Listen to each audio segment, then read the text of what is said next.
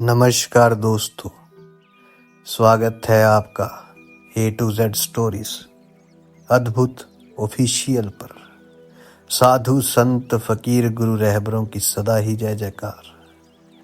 भैरव विज्ञान तंत्र विधि 73 में ग्रीष्म ऋतु में जब तुम समस्त आकाश को अंतहीन निर्मलता में देखो, उस निर्मलता में प्रवेश करो। मन विभ्रम है, मन उलझन है, उसमें स्पष्टता नहीं है, निर्मलता नहीं, और मन सदा बादलों से घिरा रहता है।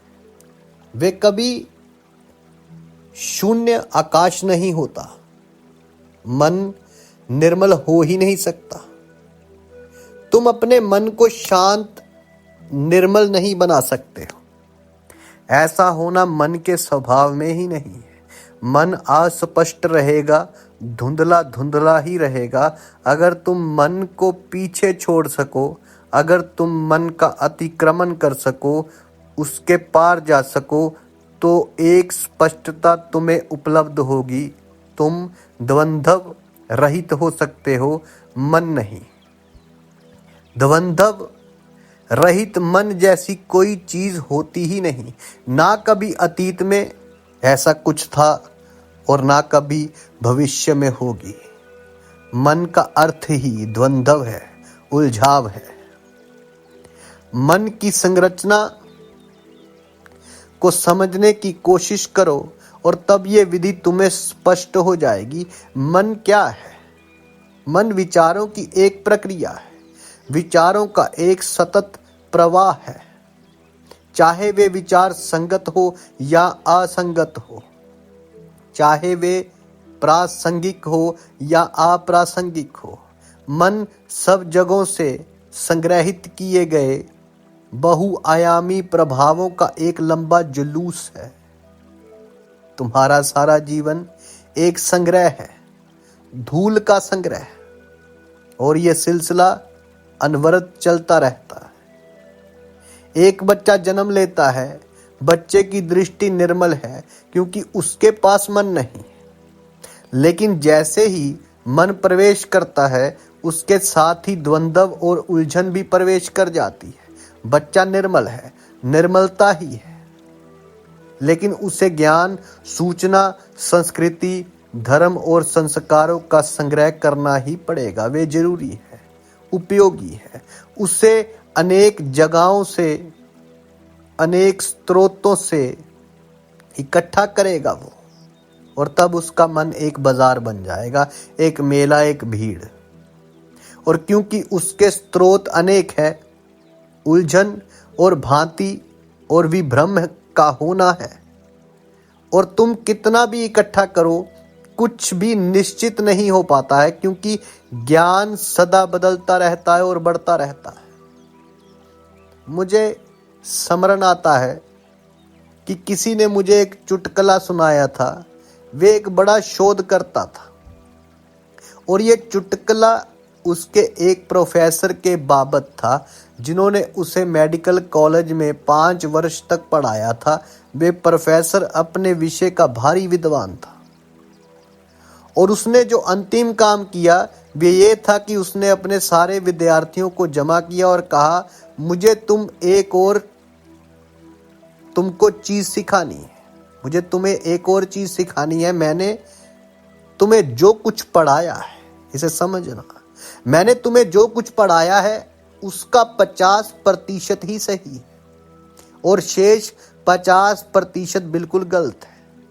लेकिन कठिनाई ये है कि मैं नहीं जानता कि कौन सा 50% सही है और कौन सा 50% गलत। ज्ञान की सारी इमारत ऐसी ही खड़ी है, कुछ भी निश्चित नहीं, कोई नहीं जानता है, हर कोई अंधेरे में टटोल रहा है।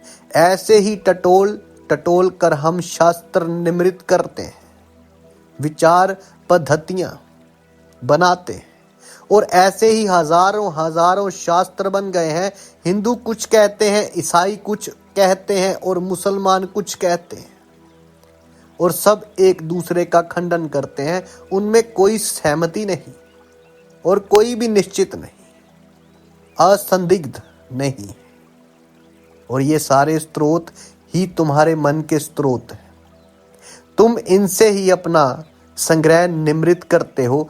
तुम्हारा मन एक कबाड़ खाना बन जाता है। विभ्रम अनिवार्य है, उलझन अनिवार्य है। केवल वही आदमी निश्चित हो सकता है जो बहुत जानता है। तुम जितना अधिक जानोगे उतना ही भ्रमित होगे, उलझन ग्रस्त होगे। आदिवासी लोग ज्यादा निश्चित थे और उनकी आंखें ज्यादा निर्मल मालूम पड़ती है।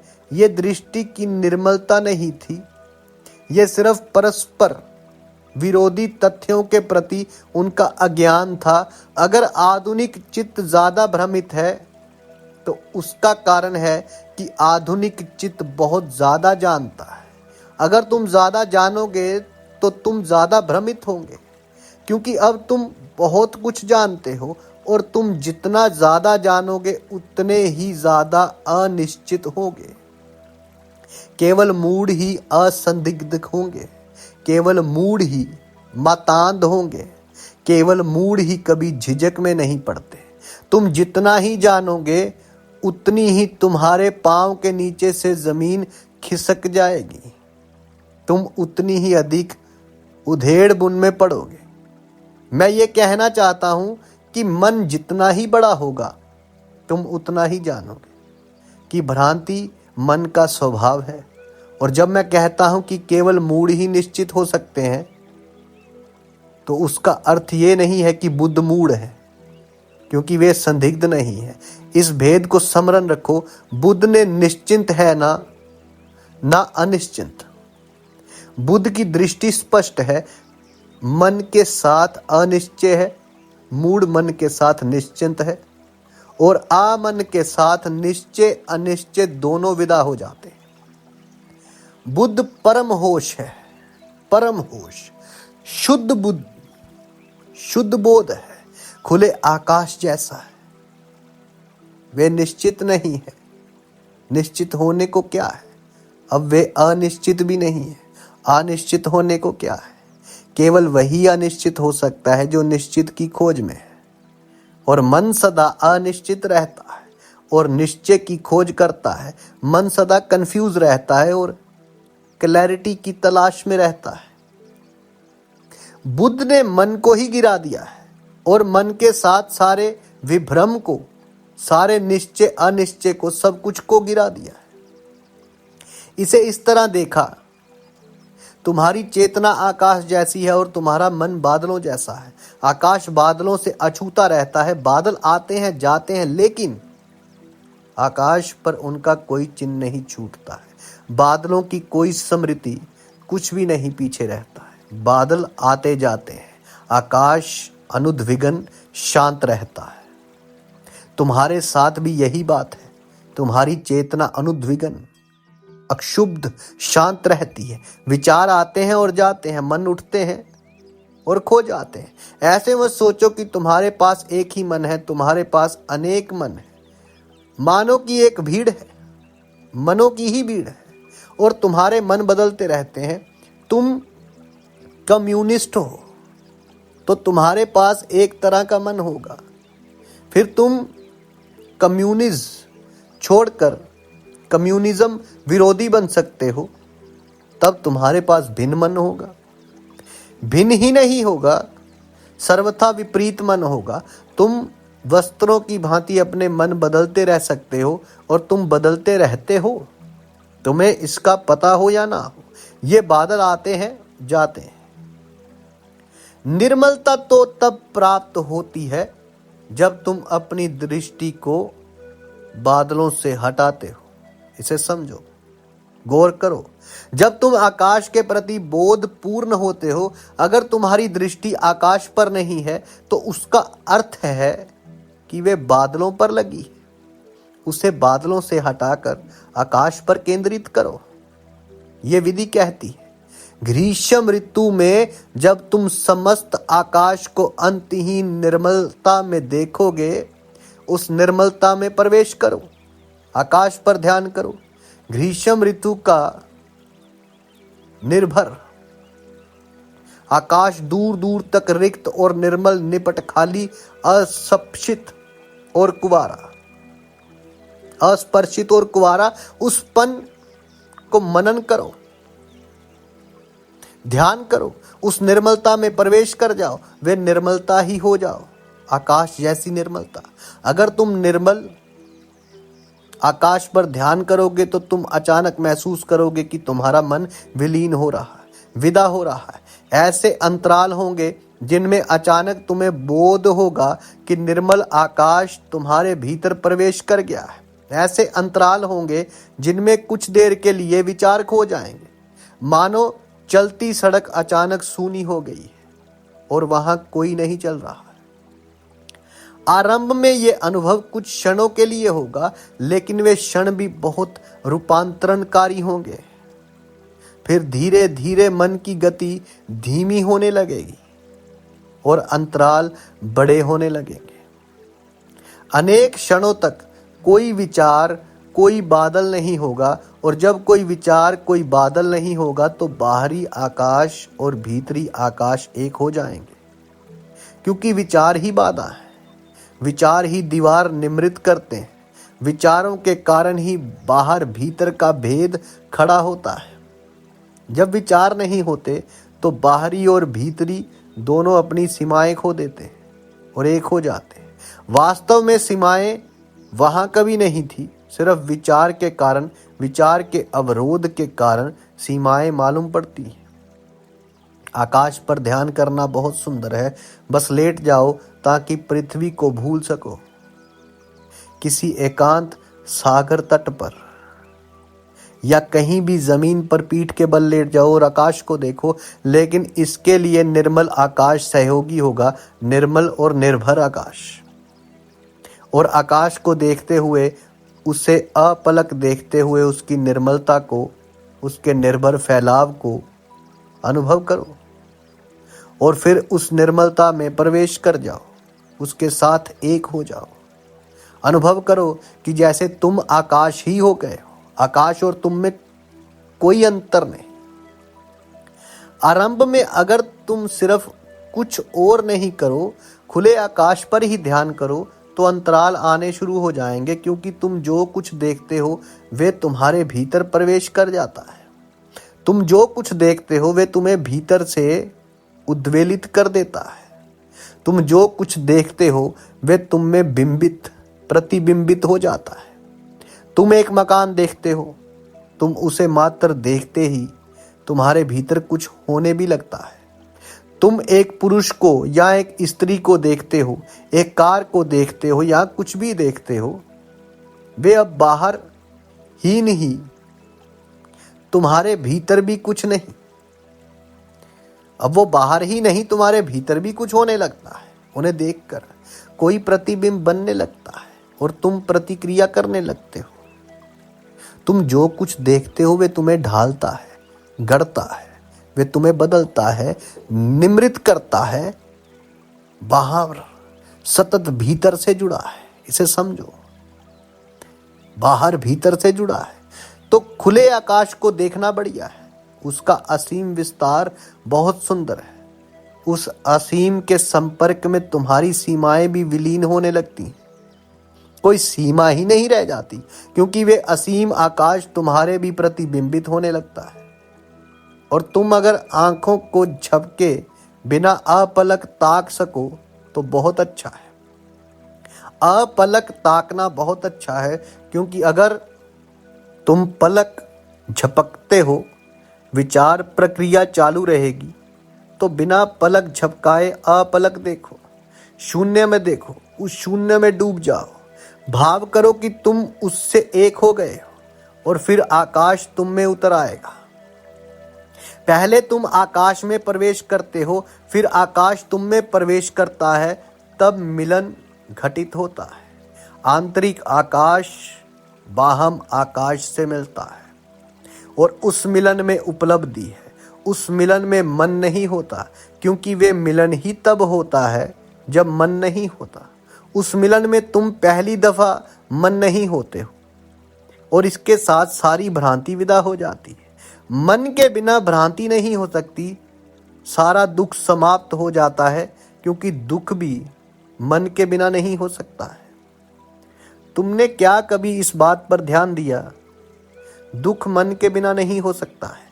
तुम मन के बिना दुखी हो ही नहीं सकते हो, उसका स्रोत ही नहीं रहा। कौन तुम्हें दुख देगा? कौन तुम्हें दुखी बनाएगा? और उल्टी बात भी सही है, तुम मन के बिना दुखी नहीं हो सकते हो।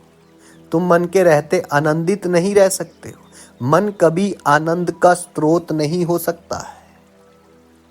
यदि भीतर और बाहरी आकाश क्षण भर के लिए भी मिलते हैं और मन विलीन हो जाता है, तो तुम एक नए जीवन से भर जाओ। उस जीवन की गुणवत्ता ही और है। यही शाश्वत जीवन है, मृत्यु से अस्पर्शित शाश्वत जीवन। उस मिलन में तुम यहाँ और अभी होगे, वर्तमान में होंगे, क्योंकि अतीत विचार का हिस्सा है और भविष्य भी विचार का हिस्सा है। अतीत और भविष्य मन के हिस्से हैं, वर्तमान अस्तित्व है, वे तुम्हारे मन का हिस्सा नहीं है। जो क्षण बीत गया वे मन का है, जो क्षण आने वाला है वे भी मन का ही है। लेकिन वर्तमान क्षण कभी तुम्हारे मन का हिस्सा नहीं हो सकता, बल्कि तुम ही इस क्षण के हिस्से हो। तुम यही हो, ठीक अभी और यही हो, लेकिन तुम्हारा मन कहीं और होता है, सदा कहीं और होता है। तो अपने को भार मुक्त करो। मैं एक सूफी संत की कहानी पढ़ रहा था। वे एक सुनसान रास्ते से यात्रा कर रहे थे। रास्ता निर्जन हो चला था। तभी उसे एक किसान अपनी बैलगाड़ी के पास दिखाई पड़ा। बैलगाड़ी कीचड़ में फंस गई। रास्ता उबड़ खाबड़ था। किसान अपनी गाड़ी में सेब भर कर ला रहा था, लेकिन रास्ते में कहीं गाड़ी का पिछला पहिया खुल गया, तख्ता खुल गया था और सेब गिरते गए थे, लेकिन उसे इसकी खबर नहीं। किसान को इसका पता नहीं। जब गाड़ी कीचड़ में फंसी तो पहले तो उसने उसे निकालने की चेष्टा की, लेकिन उसके सब प्रयत्न व्यर्थ गए। तब उसने सोचा कि मैं गाड़ी को खाली कर लूं तो निकालना आसान हो जाएगा। उसने जब लौटकर देखा तो मुश्किल से दर्जन भर सेब बचे थे। सब बोझ पहले ही उतर चुका था। तुम उसकी पीड़ा समझ सकते हो। उस सूफी ने अपने संस्मरणों में लिखा था कि थके हारे किसान ने एक आह भरी, नरक में गाड़ी फंसी और उतारने को कुछ भी नहीं। यही एक आशा बची थी कि गाड़ी खाली हो तो कीचड़ से निकल आएगी, पर अब खाली करने को भी कुछ नहीं। सौभाग्य से तुम इसी तरह नहीं फंसे हो। तुम खाली कर सकते हो। तुम्हारी गाड़ी बहुत बोझिल है। तुम मन को खाली कर सकते हो और जैसे ही मन गया कि तुम उड़ सकते हो, तुम्हें पंख लग जाते हैं। यही विधि आकाश की निर्मलता में झांकने और उसके साथ एक होने की विधि उन विधियों में एक है जिनका बहुत उपयोग किया गया है। अनेक परंपराओं ने इसका उपयोग किया है और खासकर आधुनिक चित्त के लिए ये विधि बहुत उपयोगी है, क्योंकि पृथ्वी पर कुछ भी नहीं बचा है जिस पर ध्यान किया जा सके। सिर्फ आकाश बचा है। तुम यदि अपने चारों ओर देखोगे तो पाओगे कि प्रत्येक चीज मनुष्य निर्मित है। प्रत्येक चीज सीमित हो गई है। प्रत्येक चीज सीमा में सिकाऊ गई है। सौभाग्य से आकाश अब भी बचा है जो ध्यान करने के लिए उपलब्ध है। तो इस विधि को करो, ये उपयोगी होगी। लेकिन 3 बातें याद रखने जैसी हैं। पहली बात कि पलकें मत झपकाना, अपलक देखो। अगर तुम्हारी आंखें दुखने लगे और आंसू बहने लगे तो भी चिंता मत करो, वे आंसू भी तुम्हारे निर्भर करने में सहयोगी होंगे। वे आंसू तुम्हारी आंखों को ज्यादा निर्दोष और ताजा बना जाएंगे। वे उन्हें नहला देंगे। तुम अपलक देखते जाओ। दूसरी बात, आकाश के बारे में सोच विचार मत करो इस बात को ख्याल में रखो, तुम आकाश के संबंध में सोच विचार करने लग सकते हो। तुम्हें आकाश के संबंध में अनेक कविताएं, सुंदर सुंदर कविताएं याद आ सकती हैं, लेकिन तुम चूक जाओगे। तुम्हें आकाश के बारे में सोच विचार नहीं करना है, तुम्हें तो उसमें डूबना है, तुम्हें उसके साथ एक होना है। अगर तुम उसके संबंध में सोच विचार करने लगे तो फिर अवरोध निमृत हो जाएगा। तब तुम आकाश को चूक जाओगे और अपने ही मन में बंद हो जाओगे। आकाश के संबंध में सोच विचार मत करो, आकाश के ही हो जाओ। तुम आकाश हो जाओ, बस उसमें झांको और उसमें प्रवेश करो और उसे भी अपने में प्रवेश करने दो। अगर तुम आकाश में डूबोगे तो आकाश भी तुम में डूबने लगेगा। ये अंबर तुम्हारा है, ये आकाश में प्रवेश कैसे होगा, ये सवाल है। ये कैसे संभव होगा कि तुम आकाश में गति करो, आकाश में गहरे और गहरे अपलक देखते जाओ, मानो तुम उसकी सीमा खोजने की कोशिश कर रहे हो, उसकी गहराई को झांकते जाओ जहां तक संभव है। ये गहराई ही अवरोध के तोड़ देगी। और इस विधि का अभ्यास कम से कम 40 मिनट तक करना चाहिए, उससे कम में काम नहीं चलेगा। इसे समझ लो तो तुम आंखें बंद कर सकते हो, उसके बाद भीतर आकाश का अनुभव कर सकते हो। ग्रीष्म ऋतु में जब तुम समस्त आकाश को अंतहीन निर्मलता में देखो, उस निर्मलता में प्रवेश करो। लेकिन अगर ग्रीष्म ऋतु ना हो तो तुम क्या करोगे? अगर आकाश में बादल हो, आकाश साफ ना हो, तो अपनी आंखें बंद कर लो और आंतरिक आकाश को देखो। आंखें बंद कर लो। अगर कुछ विचार दिखाई पड़े तो उन्हें वैसे ही देखो जैसे कि आकाश में तैरते बादल हो। पृष्ठभूमि के प्रति, आकाश के प्रति सजग हो जाओ और बादलों के प्रति उदासीन रहो। हम विचारों से इतने जुड़े रहते हैं कि बीच के अंतरालों के प्रति कभी ध्यान नहीं दे पाते। एक विचार गुजरता है और इसके पहले कि दूसरा विचार प्रवेश करे, वहां एक अंतराल होता है। बस उस अंतराल में ही आकाश की झलक है। जब विचार नहीं होता है तो क्या होता है? एक शून्यता होती है, एक खालीपन होता है। अगर आकाश बादलों से आच्छादित है, ग्रीष्म ऋतु नहीं है और आकाश साफ नहीं है, तो अपनी आंखें बंद कर लो और पृष्ठभूमि पर मन को एकाग्र करो। उस आंतरिक आकाश पर ध्यान करो जिस पर विचार आते जाते हैं। विचारों पर बहुत ध्यान मत दो, उस आकाश पर ध्यान दो जिस पर विचार की भाग दौड़ होती है। उदाहरण के लिए, हम लोग एक कमरे में बैठे हैं। मैं इस कमरे में दो ढंगों से देख सकता हूं। एक कि मैं तुम्हें देखूं और उस स्थान के प्रति उदासीन रहूं जिसमें तुम बैठे हो, उस कमरे के प्रति तटस्थ रहूं जिसमें तुम बैठे हो। मैं तुम्हें देखता हूं, मेरा ध्यान तुम पर है, उस खाली स्थान पर नहीं जिसमें तुम बैठे हो।